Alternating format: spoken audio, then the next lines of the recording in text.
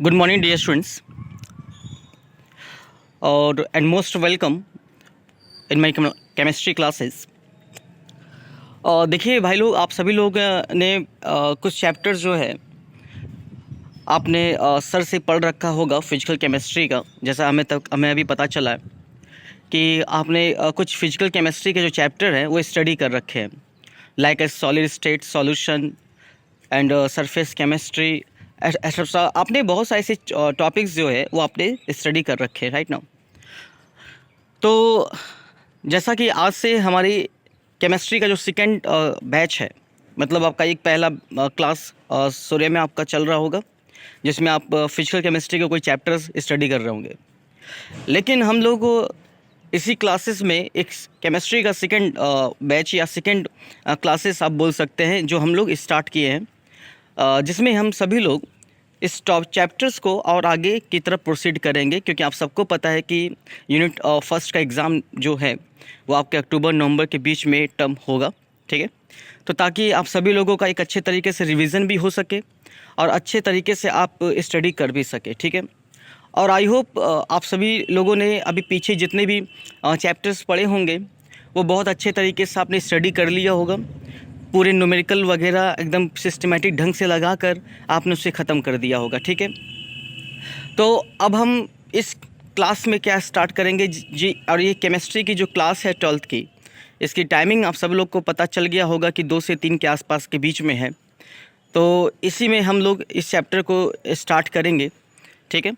और ये रूटीन जो रहेगा ये डेली अब मंडे टू सैटरडे क्लासेस ये कंटिन्यू चलेंगी, और जिसमें हम एक पर्टिकुलर चैप्टर को स्टार्ट करेंगे। और वो चैप्टर्स काफ़ी अपने आप में इफ़ेक्टिव और हाईली वेटेज वाले चैप्टर्स होंगे बोर्ड एग्जामिनेशंस के लिए, ठीक है। और एक चीज़ सभी लोग याद रखें कि जैसा कि हम लोगों को पता चल गया है कि बेटा अब बोर्ड का पैटर्न चेंज हो चुका है। इट मीन्स अब MCQ बेस्ड क्वेश्चन आपके यूनिट फर्स्ट में रहेंगे जो 90 मिनट्स के होंगे। तो ये सबको देखते हुए अपनी पढ़ाई का जो तरीका होगा, जो पढ़ने का जो तरीका होगा, वो भी थोड़ा चेंज करना पड़ेगा। क्योंकि अगर हम पुराने कॉन्सेप्ट के हिसाब से अगर पढ़ेंगे तो आप शायद समझ रहे हैं कि हम उस तरीके से नंबर गेन नहीं कर पाएंगे जो सही तरीका होना चाहिए। इसीलिए एक नए तरीके से, एक नए सिरे से हम लोग स्टार्ट करेंगे। और एक चीज़ सबसे पहले इम्पॉर्टेंट है कि आप सभी लोग MCQ बेस्ड क्वेश्चन पे ज़्यादा फोकस करेंगे। जिस तरीके से MCQ बेस्ड पे ज़्यादा अगर फोकस करेंगे तो आप उतना ही ज़्यादा स्कोर कर सकेंगे अपने बोर्ड एग्जामिनेशंस में, राइट ना। अगर आप वही पुराने कॉन्सेप्ट के हिसाब से पढ़ेंगे, वही लॉन्ग, वही शॉर्ट, वेरी शॉर्ट्स, तो ये कहीं ना कहीं एक प्रॉब्लम्स है। तो एक नए कॉन्सेप्ट के हिसाब से अपनी पढ़ाई को स्ट्रेटेजीज बनाइए और उस हिसाब से हम लोग कंटिन्यू करेंगे, ठीक है। और जैसे भी हम आपको बताते हैं वैसे आप कंटिन्यू करते रहेंगे। और आप सभी लोगों को इस केमिस्ट्री क्लासेस में आपको नोट्स भी प्रोवाइड कर दिया जाएगा। जो आपका नोट्स होगा, जो आप नोट्स बनाएंगे, अगर आप चाहें तो वीडियो लेक्चर से नोट्स बना सकते हैं। अगर आप चाहें तो आपको मैं नोट्स दे सकता हूं, आपको ग्रुप में सेंड कर दूंगा, आप नोट्स उससे भी बना सकते हैं, ठीक है। और DPP हुआ, जैसे क्वेश्चंस वाइज हुआ, जैसे जैसे वो चैप्टर ख़त्म होगा वैसे वैसे मैं आपको अपना DPP सेंड कर दूंगा, जिसमें आप MCQ लॉन्ग और शॉर्ट क्वेश्चन सॉल्व आउट कर सकते हैं। ये सारी मटेरियल आपके ग्रुप में दे दी जाएंगी केमिस्ट्री में, ठीक है। लेकिन उसके पहले हमें चैप्टर्स को बहुत अच्छे तरीके से अटेंड करना पड़ेगा, और एवरी एंड ईच लेक्चर से important for us. Okay, start करते हैं हम अपना अगला जो चैप्टर्स है, जिसका नाम है इलेक्ट्रोकेमिस्ट्री। अगर हम इलेक्ट्रोकेमिस्ट्री को स्टार्ट करने जाएं तो इलेक्ट्रोकेमिस्ट्री एक बहुत ज़्यादा हाईली वेटेज चैप्टर्स होता है, और स्पेशली ये न्यूमेरिकल चैप्टर्स है क्योंकि ये फिजिकल केमिस्ट्री का चैप्टर्स है। तो आइए हम फिजिकल केमिस्ट्री के इस चैप्टर्स को स्टार्ट करते हैं और इसके न्यूमेरिकल, इसके कॉन्सेप्ट को मिलकर हम लोग लगाते हैं, ठीक है। आइए स्टार्ट करते हैं इलेक्ट्रोकेमिस्ट्री। ओके स्टूडेंट्स, अगर बेटा हम लोग इलेक्ट्रोकेमिस्ट्री में आगे बढ़े तो जैसा कि पता है कि इलेक्ट्रोकेमिस्ट्री का मतलब क्या होता है, पहले ये हम समझ लेते हैं। इलेक्ट्रोकेमिस्ट्री एक ऐसी ब्रांच ऑफ केमिस्ट्री है जहां हम एनर्जी के इंटर कन्वर्जन के बारे में पढ़ते हैं कि एनर्जी का इंटर कन्वर्जन क्या होता है। और एक चीज़ ये सभी लोग याद रखेंगे स्टार्ट करने से पहले, ये न्यूमेरिकल चैप्टर्स है और ये फिजिकल केमिस्ट्री का है। फिजिकल केमिस्ट्री में बेटा थ्योरी पढ़ने से नंबर नहीं मिलता है। फिजिकल केमिस्ट्री में न्यूमेरिकल लगाने से नंबर मिलता है, और वो भी एक अच्छे लेवल का, और वो भी एक दो न्यूमेरिकल नहीं, एक अच्छे लेवल और क्वांटिटीज़ में न्यूमेरिकल्स लगाने पड़ते हैं। तो न्यूमेरिकल्स तभी लगेंगे जब चैप्टर्स को आप अच्छे से पढ़ेंगे, जब इसकी थ्योरी को समझेंगे। थ्योरी को समझना है, रटना नहीं है। अगर थ्योरी को रटेंगे तो आप एक सिलेक्टेड क्वेश्चन ही लगा पाएंगे न्यूमेरिकल में, 1 2 3 4, लेकिन बाकी न्यूमेरिकल आपको छोड़ना पड़ सकता है। इसलिए थ्योरी को समझेंगे और हर एक थ्योरी, हर एक कॉन्सेप्ट को पकड़ के रखेंगे। कॉन्सेप्ट क्लियर है तो न्यूमेरिकल भी क्लियर होगा। चलिए स्टार्ट करते हैं। अगर हम इलेक्ट्रोकेमिस्ट्री की बात करें तो इलेक्ट्रोकेमिस्ट्री एक ऐसी ब्रांच ऑफ केमिस्ट्री है जहाँ पे हम सभी लोग एनर्जी के इंटर कन्वर्जन के बारे में स्टडी करते हैं कि एनर्जी का इंटर कन्वर्जन क्या होता है। एनर्जी का इंटर कन्वर्जन का मतलब ये है बेटा कि एनर्जी दो तरीके से कन्वर्ट होती है, एक इलेक्ट्रिकल से केमिकल और एक केमिकल से इलेक्ट्रिकल। अगर इलेक्ट्रिकल एनर्जी से केमिकल एनर्जी आप आते हैं तो वो प्रोसेस कहलाता है चार्जिंग प्रोसेस। अगर कभी भी इलेक्ट्रिकल से केमिकल एनर्जी में आप आते हैं, कन्वर्ट करते हैं इलेक्ट्रिकल टू केमिकल, वो प्रोसेस कौन सा होता है? चार्जिंग प्रोसेस होता है। और वही केमिकल से इलेक्ट्रिकल में अगर आप आएंगे तो प्रोसेस कौन सा होता है? डिस्चार्जिंग होता है। ठीक है, तो इलेक्ट्रिकल टू केमिकल्स की अगर हम बात करें कि इलेक्ट्रिकल टू केमिकल की प्रोसेस की, तो ये प्रोसेस हमेशा इन्वॉल्व होता है चार्जिंग प्रोसेस में। और इसी के रिवर्स अगर प्रोसेस आते हैं केमिकल टू इलेक्ट्रिकल, तो this process will be discharging. ठीक है, तो दो तरीके के कॉन्सेप्ट पे हम लोगों ने क्लियर कर लिया। वो पहला एक कॉन्सेप्ट है कि अगर हम इलेक्ट्रिकल से केमिकल में आते हैं, मतलब अगर आप इलेक्ट्रिकल टू किस में आते बेटा? केमिकल में, इलेक्ट्रिकल टू केमिकल, तो वो प्रोसेस कौन सा होगा? चार्जिंग प्रोसेस होगा। This is a charging process. और वही अगर केमिकल से इलेक्ट्रिकल में इन्वॉल्व होते हो, केमिकल से इलेक्ट्रिकल, तो वो प्रोसेस कौन सा होगा? डिस्चार्जिंग प्रोसेस होगा। ठीक है, तो इलेक्ट्रिकल टू केमिकल का कन्वर्जन चार्जिंग होता है और केमिकल टू इलेक्ट्रिकल का प्रोसेस क्या होता है? डिस्चार्जिंग होता है। ठीक है, अगर एक कॉमन एग्जांपल हम आपको दें तो आप शायद समझ सकते हैं कि कौन चार्जिंग है और कौन डिस्चार्जिंग है। ठीक है, अगर हम आपसे कहें कि ड्राई सेल जो होता है, रिमोट की जो बैटरीज होती है, वो कौन सा प्रोसेस है, तो आप सबको पता है कि वो डिस्चार्जिंग प्रोसेस है, वो एक डिस्चार्जिंग प्रोसेस है। अगर हम कहें कि मोबाइल की बैटरीज को अगर आप चार्ज आउट करते हैं तो आप शायद समझ गए होंगे कि वो चार्जिंग प्रोसेस है, क्योंकि आप इलेक्ट्रिकल से केमिकल में उसको ट्रांसफ़र करते हैं। तो चार्जिंग और डिस्चार्जिंग प्रोसेस जो है, ये पूरी तरीके से हम लोगों को अभी डेफिनेशन वाइज समझ में आ गया कि चार्जिंग क्या होता है और डिस्चार्जिंग क्या होता है। तो जब भी कोई पूछे कि चार्जिंग क्या है तो आप कहेंगे electrical to chemical energy, this conversion is called charging process, और chemical to electrical and this process is called discharging process. तो अभी हम लोग को चार्जिंग और डिस्चार्जिंग प्रोसेस को बहुत अच्छे से क्लियर हो गया और समझ में आ गया कि चार्जिंग और डिस्चार्जिंग क्या होता है। अब हम आगे बढ़ते हैं। अगर हम इंट्रोडक्शन में अगर आए तो देखिए आपको पता भी चल गया, electrochemistry is the branch of physical chemistry which deal with the study of inter conversion of chemical energy and electrical energy. Chemical energy और इलेक्ट्रिकल एनर्जी का जो कन्वर्जन होता है, दिस इज़ कॉल्ड इलेक्ट्रोकेमिस्ट्री। तो एक ऐसी ब्रांच ऑफ फिजिकल केमिस्ट्री जहाँ पर हम एनर्जी कन्वर्जन के बारे में स्टडी करते हैं, like as electrical to chemical, chemical to electrical, this process is called electrochemistry. और हमने आप सभी लोगों को बता दिया कि एनर्जी कन्वर्जन में क्या क्या कहलाता है। अगर इलेक्ट्रिकल से केमिकल अगर आप आते हैं तो प्रोसेस चार्जिंग होगा, और इसी के रिवर्स अगर केमिकल से इलेक्ट्रिकल आते हैं तो प्रोसेस क्या होगा? डिस्चार्जिंग होगा। यहाँ पे इलेक्ट्रोकेमिकल सेल को बेटा दो तरीके से यहाँ पे बताया गया है। आप शायद देख रहे हैं यहाँ पर, एक गैल्वेनिक सेल और एक इलेक्ट्रोलिटिक सेल। इलेक्ट्रोकेमिकल सेल में इसको दो तरीके से समझाया गया है, एक गैल्वेनिक सेल और एक इलेक्ट्रोलिटिक सेल। जो गैल्वेनिक सेल होता है, एक बेटा आपको बता दें, एक लार्ज टॉपिक है जो आपको बाद में सीखने को मिलेगा इसी चैप्टर में। लेकिन इतना याद रखना है कि जो गैल्वेनिक सेल और वोल्टेइक सेल होते हैं, ये एक डिस्चार्जिंग प्रोसेस है, और डिस्चार्जिंग प्रोसेस का मतलब होता है केमिकल से इलेक्ट्रिकल एनर्जी। और जो इलेक्ट्रोलिटिक सेल होता है, जो इसी के बाद स्टार्ट होगा इलेक्ट्रोलिटिक सेल, वो आपका कौन सा प्रोसेस है? चार्जिंग प्रोसेस है। और चार्जिंग का मतलब इलेक्ट्रिकल से केमिकल एनर्जी। तो हम लोगों को ये पता चल गया कि इलेक्ट्रोकेमिकल सेल में हम लोगों को दो टॉपिक पढ़ना है, एक गैल्वेनिक सेल जिसको हम लोग वोल्टेइक सेल, या एक पढ़ेंगे इलेक्ट्रोलिटिक सेल। और बहुत थोड़ी देर के बाद आपको ये दोनों टॉपिक समझ में आ जाएगा कि दोनों टॉपिक कहता क्या है। अभी तो एक छोटा सा पॉइंट है कि गैल्वेनिक सेल एक डिस्चार्जिंग प्रोसेस है, और डिस्चार्जिंग का मतलब होता है जो केमिकल से इलेक्ट्रिकल एनर्जी में कन्वर्ट होता है। और इलेक्ट्रोलिटिक प्रोसेस जो होता है वो चार्जिंग प्रोसेस होता है, जो इलेक्ट्रिकल से केमिकल एनर्जी का कन्वर्जन होता है। ठीक है, यहाँ शॉर्टकट में हमने लिख भी दिया है गैल्वेनिक में डिस्चार्जिंग और इलेक्ट्रोलिटिक में लिख दिया है चार्जिंग। ठीक है, अब हम नीचे जब आपकी नज़र पहुंच रही होगी तो आपने देखा होगा कि गैल्वेनिक सेल के नीचे दूसरा पॉइंट लिखा है स्पॉन्टेनियस और इलेक्ट्रोलिटिक में लिखा है नॉन स्पॉन्टेनियस।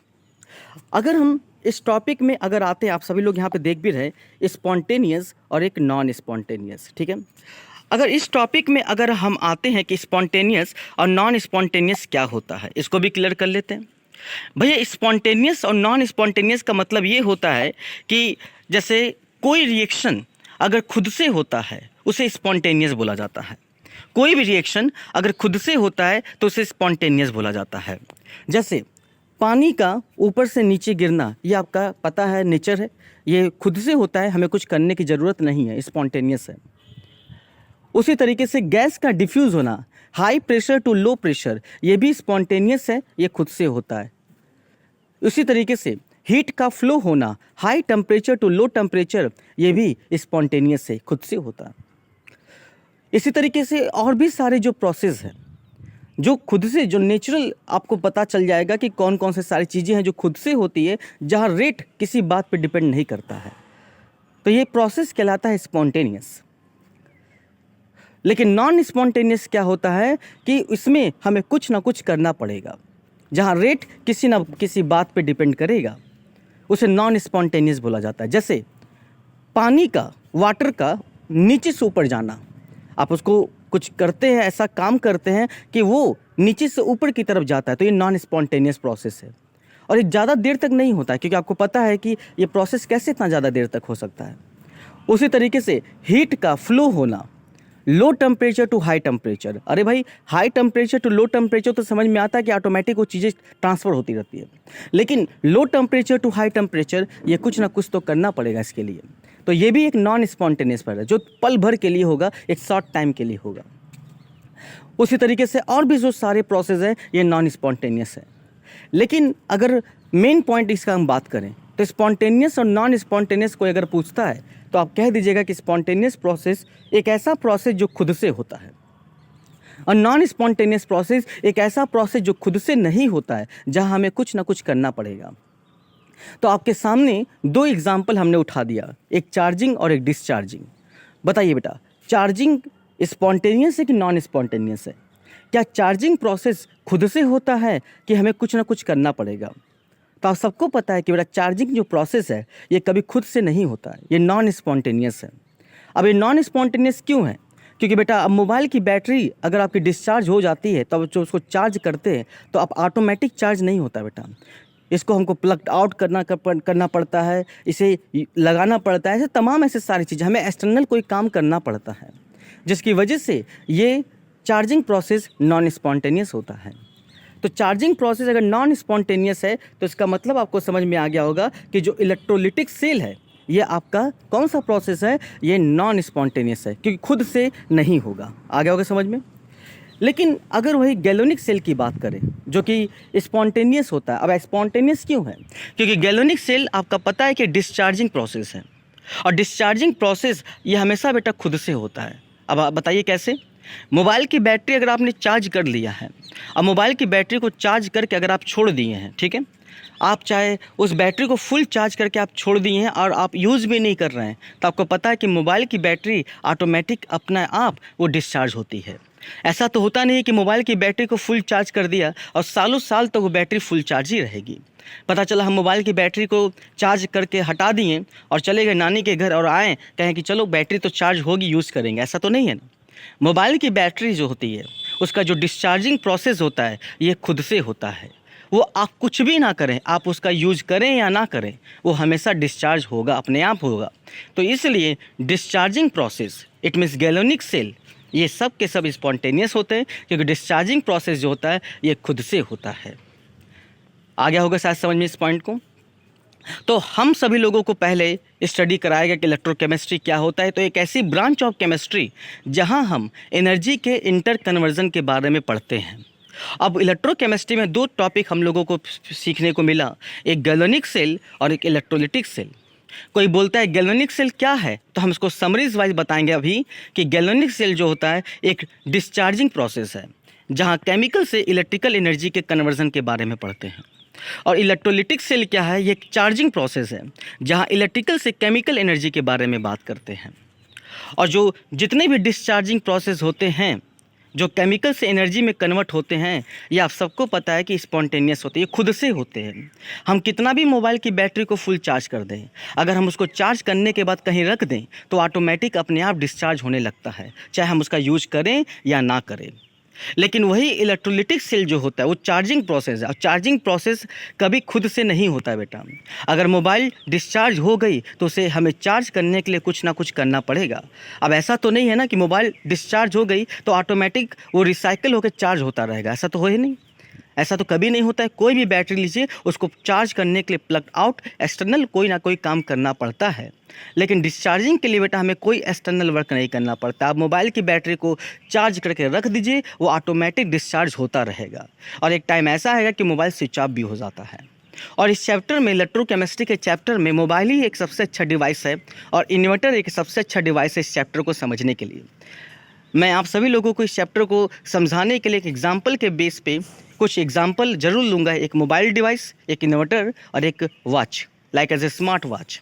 इस चैप्टर को पूरी तरीके से ओपन करके समझा देता है।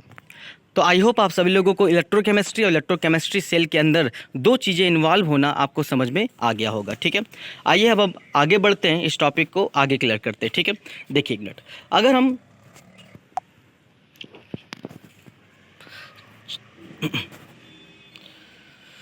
चलिए अगर हम अब आगे बढ़ें तो अगला जो टॉपिक है जिसका नाम है कंडक्टर एंड कंडक्टेंस टर्म। मतलब इलेक्ट्रोकेमिस्ट्री का जो अगला स्टेप होगा वो है conductor and conductance term, and which is very fundamental topics for understanding electrochemistry. अगर हम कंडक्टर की बात करें कि कंडक्टर क्या होता है, तो कंडक्टर का मतलब होता है कि बेटा एक ऐसा सबस्टेंस जो इलेक्ट्रिक करंट को क्या करने देता है, फ्लो करने देता है। This is called conductor. तो कंडक्टर को हम ऐसे समझ सकते हैं कि substance which allow electric current to flow through them are called conductors. उसी को हम लोग क्या बोलते हैं बेटा, कंडक्टर के नाम से जाना जाता है। तो कंडक्टर कोई भी बोलता है, तो कंडक्टर का मतलब होता है कि कोई भी सबस्टेंस जो इलेक्ट्रिक करंट को फ्लो होने के अलाउ करता है उसी को कंडक्टर बोलते हैं। और कंडक्टर का एग्जाम्पल के अगर बेसिस पे आएँ तो कंडक्टर आप सबको पता है कि मेटेलिक होता है, एक्वस होता है, acid base salt, fuse salt, impure water, ये सब आपके कंडक्टर होते हैं। लेकिन इसमें एक कैटेगरी आ जाती है कंडक्टर की, वो है क्या, मैं आपको बता देता हूँ कि जो सबस्टेंस इलेक्ट्रिसिटी कंडक्ट करना चाहता है वो दो तरीके से इलेक्ट्रिक कंडक्ट करता है। एक तो फ्लो ऑफ इलेक्ट्रॉन की वजह से और एक फ्लो ऑफ आयंस की वजह से। क्योंकि आप सबको पता है कि बेटा इलेक्ट्रॉनों को फ्लो होने से भी इलेक्ट्रिसिटी कंडक्ट होता है और आयंस के फ्लो होने से भी इलेक्ट्रिसिटी कंडक्ट होता है। तो कंडक्टर का मतलब तो हमें पता चल गया कि कंडक्टर का मतलब होता है वह सबस्टेंस जो इलेक्ट्रिसिटी कंडक्ट करता है, दैट्स कॉल्ड सिंपली कंडक्टर। अब क्वेश्चन ये उठता है कि इलेक्ट्रिसिटी तो दो तरीके से कंडक्ट कराई जा सकती है, एक फ्लो ऑफ इलेक्ट्रॉन से और एक फ्लो ऑफ आयन से। इसलिए कंडक्टर को दो तरीके से बेटा डिफाइन कर दिया गया है, जिसमें से अगर इलेक्ट्रॉन की वजह से इलेक्ट्रिसिटी कंडक्ट होती है, इलेक्ट्रॉनों के फ्लो होने से, तो बेटा उसको हम लोग बोलते हैं मेटेलिक कंडक्टर्स या इलेक्ट्रॉनिक कंडक्टर्स। इलेक्ट्रॉनों के फ्लो होने से जो इलेक्ट्रिसिटी कंडक्ट होती है उसे मेटेलिक या इलेक्ट्रॉनिक कंडक्टर बोला जाता है। लेकिन जो कंडक्टर्स आयंस के फ्लो के होने की वजह से होती है, मतलब जो इलेक्ट्रिसिटी कंडक्ट करता है आयंस के फ्लो होने से, उसे बेटा हम लोग इलेक्ट्रोलिटिक कंडक्टर्स या आयनिक कंडक्टर्स बोला जाता है। मतलब फ्री इलेक्ट्रॉन्स की वजह से जो इलेक्ट्रिसिटी कंडक्ट करेगा वो मेटेलिक कंडक्टर होगा, और फ्री आयंस की वजह से जो इलेक्ट्रिसिटी कंडक्ट करेगा वो इलेक्ट्रोलिटिक या आयनिक कंडक्टर होगा। याद करने का तरीका, फ्री इलेक्ट्रॉन की वजह से कंडक्ट करेगा तो इलेक्ट्रॉनिक कंडक्टर, फ्री आयंस की वजह से कनेक्ट करेगा तो आयनिक कंडक्टर, राइट ना। तो ये याद करने का तरीका है। और इलेक्ट्रॉनिक कंडक्टर को ही मेटेलिक कंडक्टर बोला जाता है, क्योंकि आपको पता है कि मेटल्स ही इलेक्ट्रॉनों को डोनेट होने का काम करते हैं, ठीक है। लेकिन आयनिक कंडक्टर को बेटा हम लोग इलेक्ट्रोलिटिक कंडक्टर कहा जाता है। ये इन दोनों का एक डिफिनेशन है, इन दोनों का एक समझने का तरीका है। तो कोई भी बोले कि कंडक्टर क्या है तो आप कहेंगे कि सर वो सबस्टेंस जो इलेक्ट्रिसिटी को कंडक्ट कराता है, और दो तरीके से इलेक्ट्रिसिटी कंडक्ट करता है, एक फ्री ऑफ इलेक्ट्रॉन की वजह से और एक फ्री ऑफ आयंस की वजह से। अगर फ्री ऑफ इलेक्ट्रॉन की वजह से इलेक्ट्रिसिटी कंडक्ट होती है तो उसे बोला जाता है इलेक्ट्रॉनिक कंडक्टर्स या मेटेलिक कंडक्टर, और फ्री ऑफ आयंस की वजह से इलेक्ट्रिसिटी कंडक्ट होता है तो उसे बोला जाता है आयनिक कंडक्टर या इलेक्ट्रोलिटिक कंडक्टर। आपको शायद ये समझ में आ गया होगा कि कंडक्टर क्या होता है और कंडक्टर कितने कैटेगरीज के होते हैं। ठीक है, अब हम लोग थोड़ा सा आते हैं और इसके बीच में अंतर क्या होता है ये हम आपको समझा देते हैं। ठीक है, जैसा कि अगर मेटेलिक कंडक्टर और इलेक्ट्रोलिटिक कंडक्टर में अंतर पढ़ना चाहें कि what is the difference between metallic conductor and electrolytic conductor, तो हम आपको बता दें कि मेटेलिक कंडक्टर का मतलब ये होता है कि आपको बताया था मैंने अभी कि इसका फ्री ऑफ इलेक्ट्रॉन की वजह से ये चार्ज कैरी करते हैं, इलेक्ट्रिसिटी पास करते हैं, जबकि ये इलेक्ट्रोलिटिक फ्री ऑफ आयंस की वजह से इलेक्ट्रिसिटी कंडक्ट करते हैं या चार्ज कैरी करते हैं। ठीक है, तो याद रखें मेटेलिक कंडक्टर में फ्री इलेक्ट्रॉनों की वजह से होता है चार्ज कैरीज, और इलेक्ट्रोलिटिक कंडक्टर में charge carry free of ions की वजह से होता है। ठीक है, मेटेलिक कंडक्टर, इसमें जो इलेक्ट्रिसिटी फ्लो होता है बेटा, बिना किसी केमिकल चेंज के ये इलेक्ट्रिसिटी कंडक्ट करता है। अब ऐसा क्यों? क्योंकि बेटा आपको पता है कि अगर किसी सॉल्यूशन में अगर आपने मेटल का रॉड रखा है, एक जिंक का रॉड रखा है, एक कॉपर का रॉड रखा है, तो वो जिंक का रॉड और कॉपर का रॉड बिना टूटे, बिना कुछ हुए इलेक्ट्रिसिटी पास करते हैं, ना उनमें कोई केमिकल चेंज होता है। इसीलिए ये इलेक्ट्रिसिटी जब पास करते तो कोई केमिकल चेंज नहीं होता है। जबकि बेटा इलेक्ट्रोलिटिक कंडक्टर में क्या होता है कि अगर आप किसी सॉल्यूशन में एसिड और बेस मिलाते हैं तो आपको पता है कि एसिड और बेस ये टूट जाते हैं, तो टूटने के बाद ये इलेक्ट्रिसिटी प्रोसीड करते हैं, तो इसका मतलब इसमें केमिकल चेंज होगा। तो मेटेलिक कंडक्टर में इलेक्ट्रिसिटी जो फ्लो होती है वो बिना केमिकल चेंज के होती है। आगे समझ में ना, मतलब उसमें कोई केमिकल चेंज नहीं होता है, बस वो इलेक्ट्रॉनों को डोनेट करते हैं। ठीक है, एक डोनेट करेगा और एक एक्सेप्ट करेगा। लेकिन जबकि इलेक्ट्रोलिटिक कंडक्टर में जब इलेक्ट्रिसिटी फ्लो होती है तो आपको पता है कि ये इलेक्ट्रिसिटी फ्लो जो हो रही है वो बाई केमिकल चेंज के थ्रू हो रही है। और ऐसा क्यों? क्योंकि वो जब टूटेंगे तो कोई ना कोई एक केमिकल चेंज प्रोसेस होता है वहाँ पर। आगे समझ में इलेक्ट्रोड का। तीसरा, no transfer of matter take place, कोई मैटर का ट्रांसफ़र नहीं होता। अरे भैया जब टूटेंगे नहीं, जुड़ेंगे नहीं तो ट्रांसफ़र कैसे होगा मैटर का? इसलिए मेटेलिक कंडक्टर में कोई ट्रांसफ़र नहीं होता है मैटर का। लेकिन इलेक्ट्रोलिटिक में आपको पता है कि इसमें जो एसिड और बेस जो होते हैं वो टूटते हैं।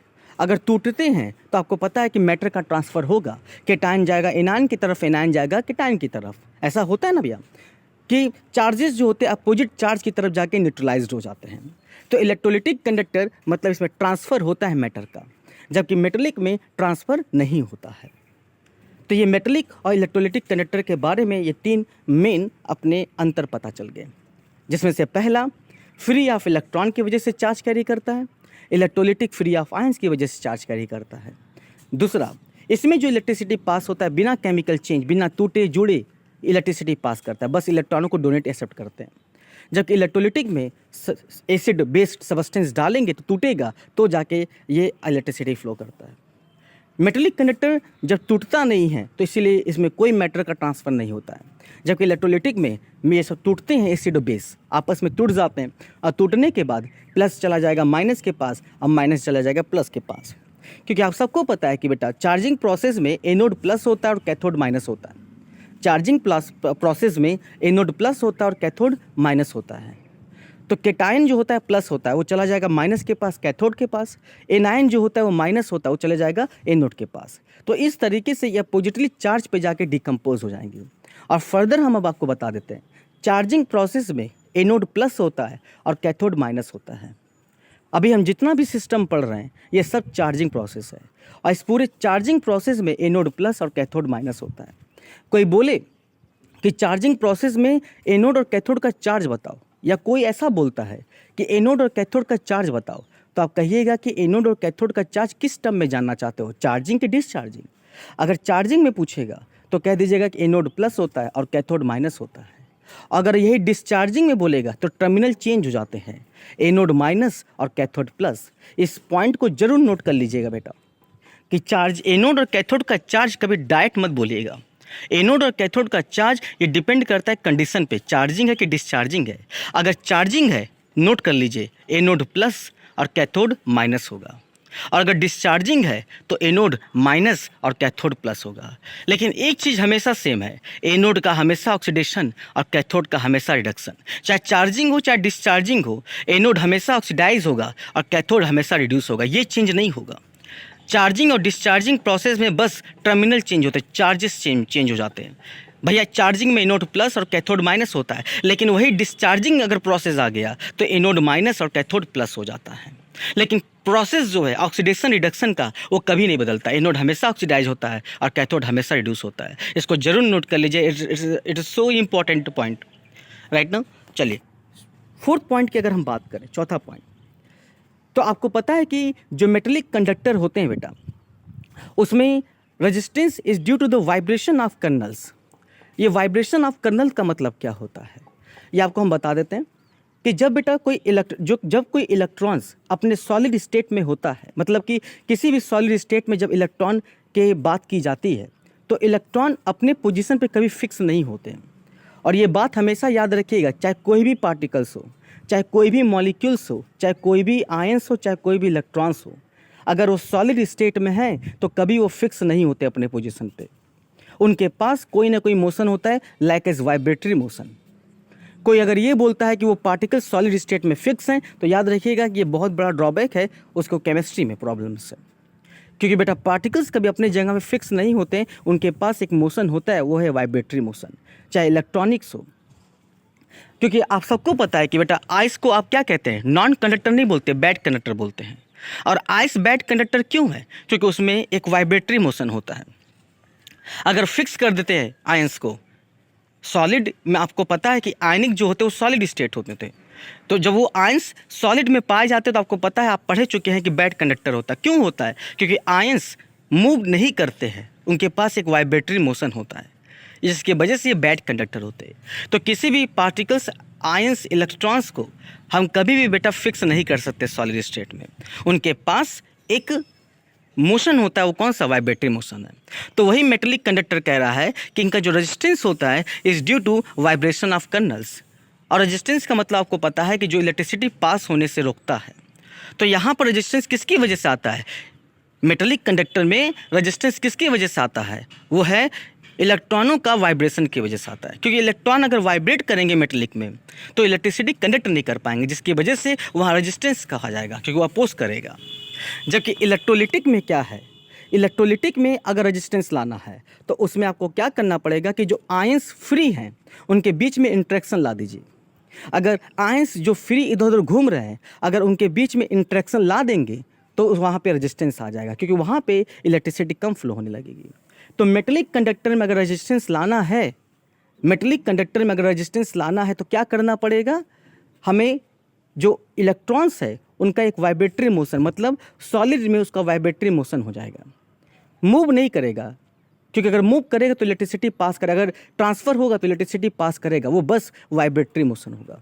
तो कोई बोलेगा कि मेटेलिक कंडक्टर में रेजिस्टेंस कैसे लाओगे, तो आप कहेंगे कि मेटेलिक कंडक्टर में अगर रेजिस्टेंस लाना है तो हमें क्या करना पड़ेगा? हमें इलेक्ट्रॉनों का एक वाइब्रेटरी मोशन करना पड़ेगा, जिसे वाइब्रेशन ऑफ कर्नल्स कहा जाता है। लेकिन अगर इलेक्ट्रोलिटिक में रेजिस्टेंस लाना है तो रेजिस्टेंस कैसे लाएंगे?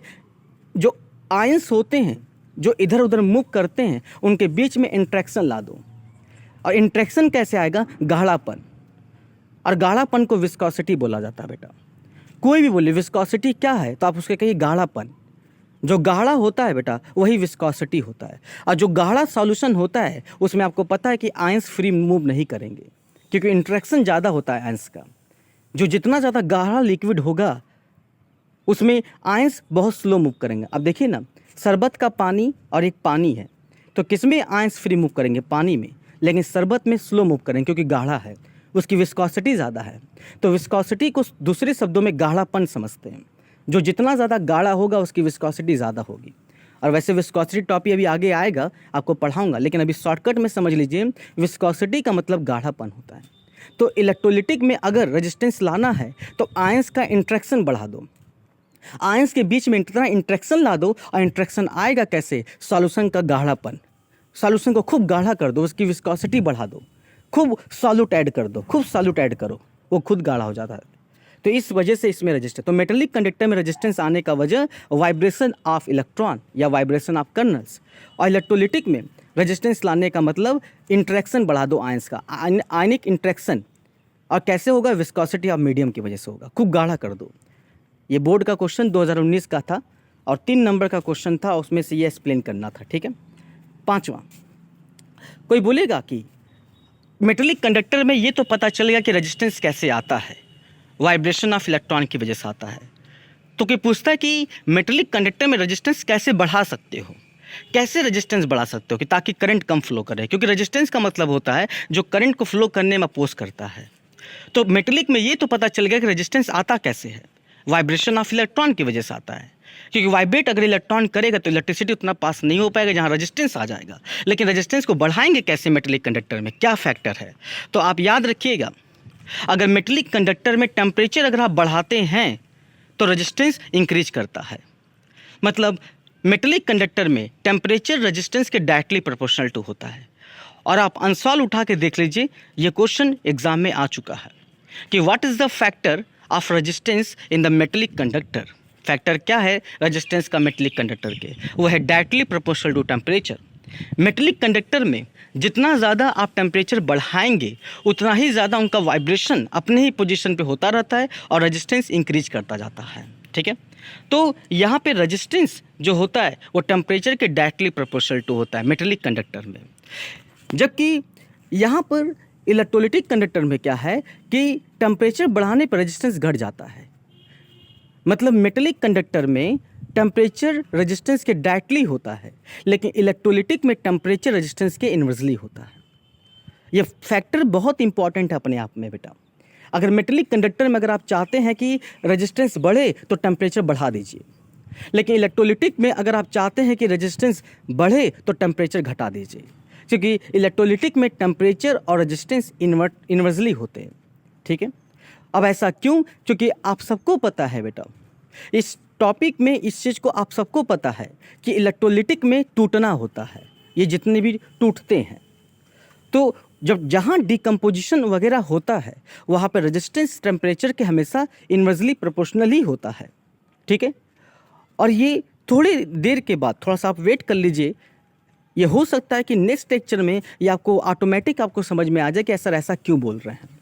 अभी तो सिर्फ फैक्टर को पकड़ के रखना है कि मेटेलिक कंडक्टर में रेजिस्टेंस टेम्परेचर के डायरेक्टली प्रोपोर्शनल टू होता है, जबकि इलेक्ट्रोलिटिक में जो रेजिस्टेंस होता है वो टेम्परेचर के इन्वर्सली प्रोपोर्शनल टू होता है।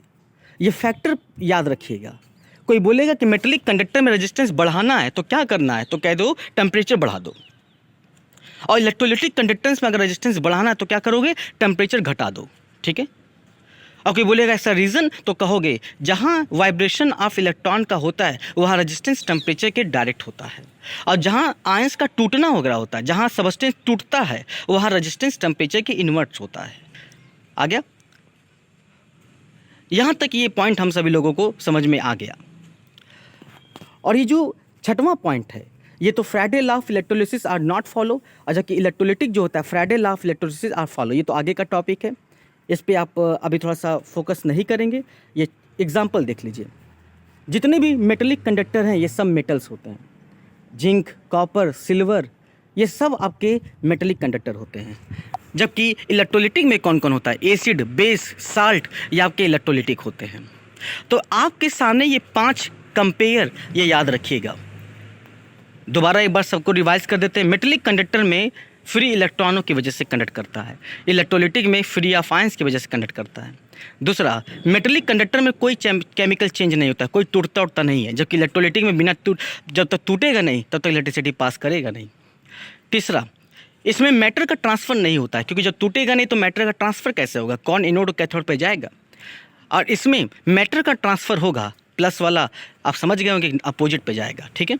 अगर केटायन है तो केटायन कहाँ जाएगा, कैथोड के पास, और एनायन है तो कहाँ जाएगा, एनोड के पास, क्योंकि चार्जिंग प्रोसेस में एनोड प्लस और कैथोड माइनस होता है, तो प्लस माइनस के पास, माइनस प्लस के पास।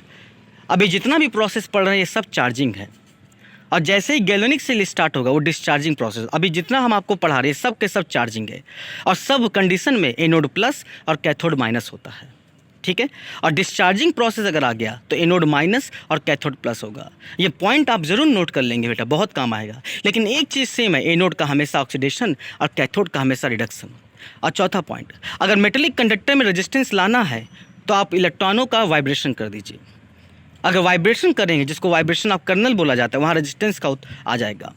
लेकिन इलेक्ट्रोलिटिक में अगर रेजिस्टेंस लाना है तो आयंस के बीच में इंट्रैक्शन बढ़ा दीजिए, आपस में क्लोज हो जाए। क्योंकि अगर क्लोज हो जाएंगे तो बंध जाएंगे रिश्ते में। अब बंध जाएंगे रिश्ते में तो इधर फ्री मूव नहीं कर पाएंगे।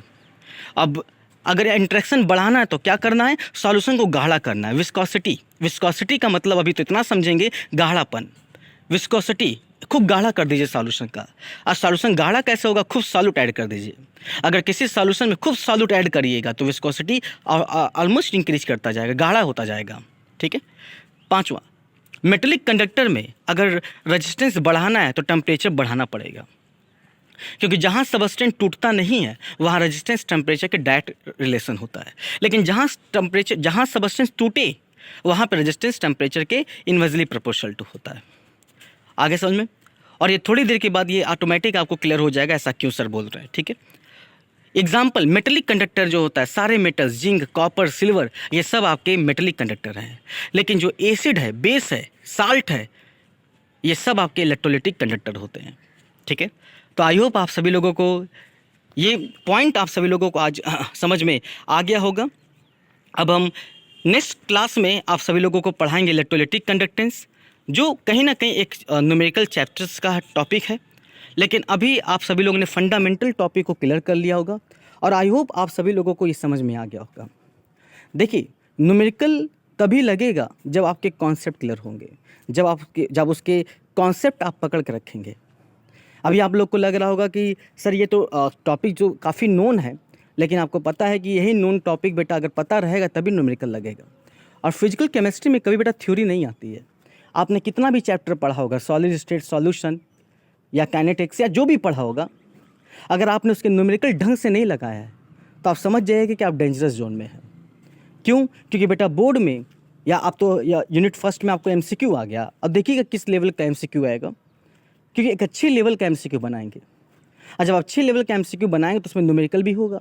तो न्यूमेरिकल लगाना बहुत ज़रूरी है फिजिकल केमिस्ट्री में बेटा। सिर्फ थ्योरी रटना नहीं है, उसको समझना है और उसके न्यूमेरिकल लगाने। फिजिकल केमिस्ट्री में थ्योरी का मतलब होता है न्यूमेरिकल लगाने का एक की पॉइंट है। अगर न्यूमेरिकल लगाना है तो थ्योरी को समझना है। अगर थ्योरी को रटेंगे तो न्यूमेरिकल नहीं लगेंगे, अगर लगेंगे भी तो एक दो लग जाएंगे, लेकिन बाकी नहीं लगा पाएंगे। तो आई होप आप सभी लोग ये पॉइंट समझ में आ गया होगा, जो मैंने बातें बोली वो समझ में आ गया होगा।